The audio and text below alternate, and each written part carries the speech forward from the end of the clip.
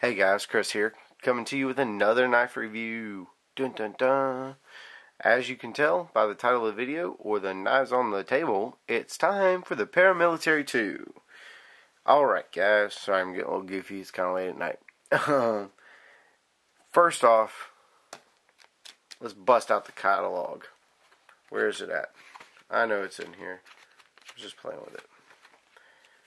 There we go. Spyderco Paramilitary 2 C81 GCMO and C81 GCMOBK. Oh yeah, those are checks in there. Cause got them. Love them.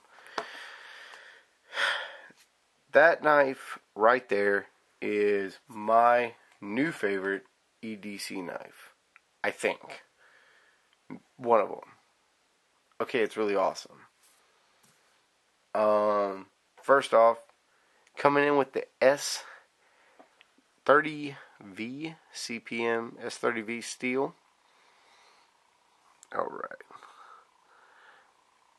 And made in Golden, Colorado, USA Earth. There's the autograph of Mr. Eric Glesser and Mr. Sal Glesser. Be a little bit easier to see on the DLC coded version. Not so much glare. Alright. I'll tell you what, this knife is incredible. I've been carrying this one in my pocket for off and on for about a month. Oop, bumped the tripod. Off and on for about a month. And that has given me a great sense of how this knife is going to perform. It is a modified clip point blade. Really nice belly there. That CPM steel really allows for really high polish. I don't necessarily put a mirror polish on my edges.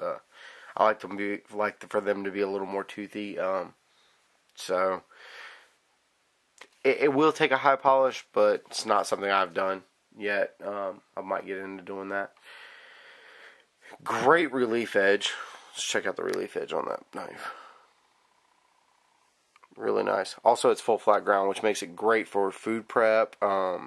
Great for any sort of slicing. It's a hell of a slicer. I'll tell you what. Check out the tip. Super fine tip on that. So be careful not to snap it off. But as an EDC knife, I can't see that ever happening. I can't really think of an area where I would need to. Also, this knife can fill any role that any role I see out there, I think it can fill. Camp knife, a hiking knife, backpacking, a defensive knife. Because, let's face it, it's a pretty decent sized knife. I mean, you're not going into the fight with, I don't know, what do I got on hand?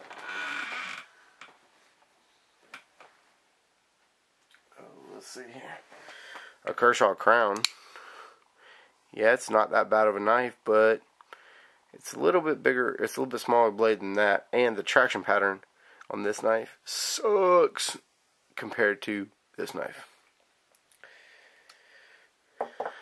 So, definitely a tactical knife. Not only that, doesn't it look cool? Doesn't it look tactical?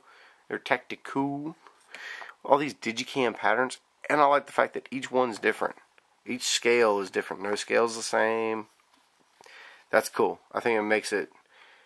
It could be a highly collectible knife at some point if they ever decide to discontinue doing digicam. Which... knowing Spyderco, they might. They discontinue stuff that people like all the time. Just for whatever reason, try to they're ever improving customer service. Sometimes maybe what we like is there's something better out there. But in the end, this knife could have some more value. The DLC coated blade, I'm very familiar with it. That's why I have not tested this knife. I didn't want to be honest with you. It's a I wanted to kind of keep this one in good condition. I didn't want to screw up the... I think I carried it one time and put it back in its box. So, yeah, I keep some knives in their box. Yeah, there are safe queens, but I do take them out and flip them. I might, at a later date, get another one of these just to keep in a box, and that way I could carry it and be cool with it, as long as I got one that's kind of in a safe place. Still on the blade, 14mm deployment hole makes this knife, dude, big ol' honking deployment hole. I can get almost my entire thumb in there. Check it out. Boom. That was a terrible deployment, but you get the gist of it. This thing is huge, and it's so fun to flip. Man, is it fun to flip. The jimping, super, super aggressive. Spyderco, good job on the jimping. The front finger twill, which appears to be a little bit dirty. The thumb ramp, great for getting in there. Doing final work up close, but you can also step on back and choke up on it a little bit if you need to, though. Just great positioning. Rust resistance of the CPM S30V, I haven't had any problems with it. It's always treated me fairly well, so I'm just kind of gonna keep on running with it. I think it's gonna be a long-standing great steel, and I don't ever see there being a problem with the CPM S30V. Moving on down to the handle. These are G10 handles. I wish I could find material like this for all of my knives, because I would definitely slap Digicam on at least half of them, because I just think it looks cool. That's me personally. But this traction on this knife, probably about a medium traction. I wouldn't say it's a coarse traction. I actually just redid that Tenacious that's in one of my other videos that has the Digicam on it, but it was slick sided. I put on some high traction orange. Dude, this thing is like super grippy now, almost tearing my... In fact, I won't put it in a pair of slacks. I'll put it in jeans, but I will not put it in a pair of slacks. It's too grippy. It just tears them up. I actually almost shredded a pocket pulling it in and out. But back to these knives. Medium traction G10. I do like that the furniture, the screws, matches the blade. So if you are running a DLC coated blade, you get blackened screws. If you're satin finish, you get satin screws, which is cool.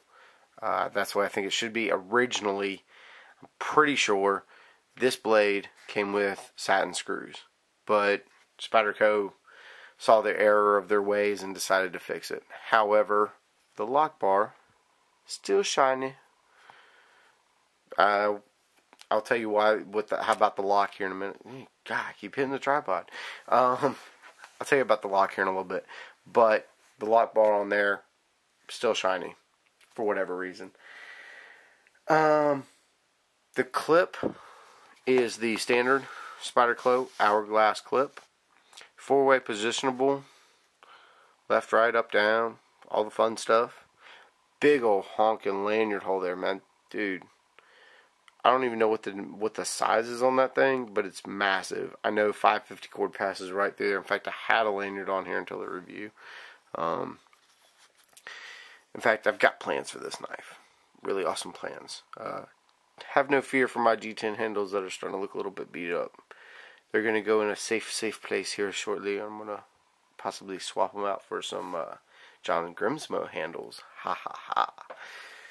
Alright, guys. Keep it on. The compression lock. Man, this thing is tough. There are videos on YouTube. A couple guys have videos out there.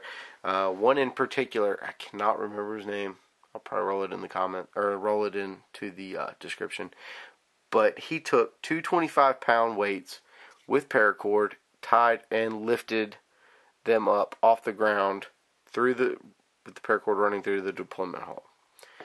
I was kind of sad to see the rest of the test, and I'm not going to tell you how it ends, but let me say that the compression lock held up with the 50-pound weights on it very nicely.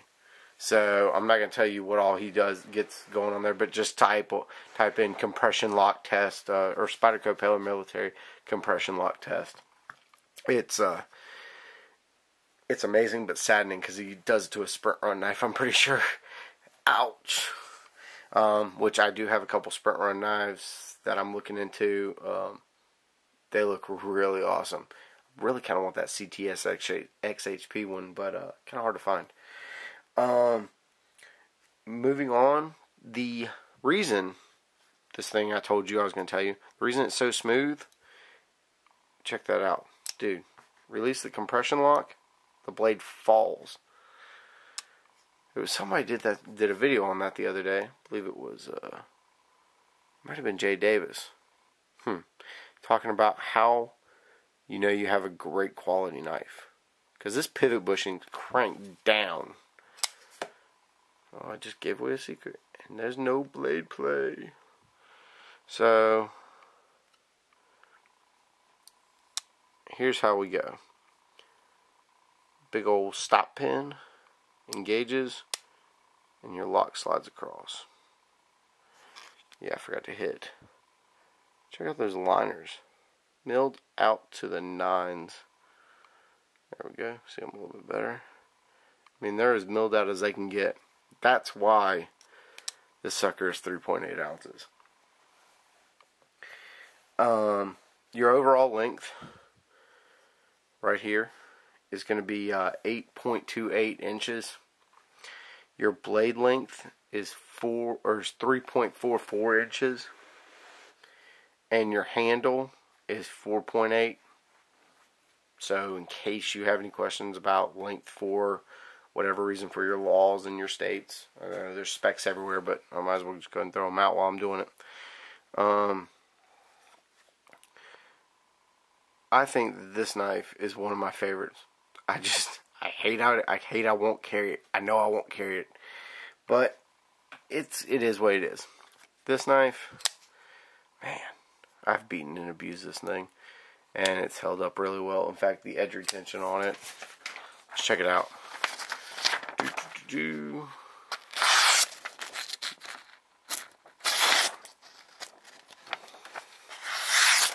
Trying to get in frame to do this for y'all. Oh.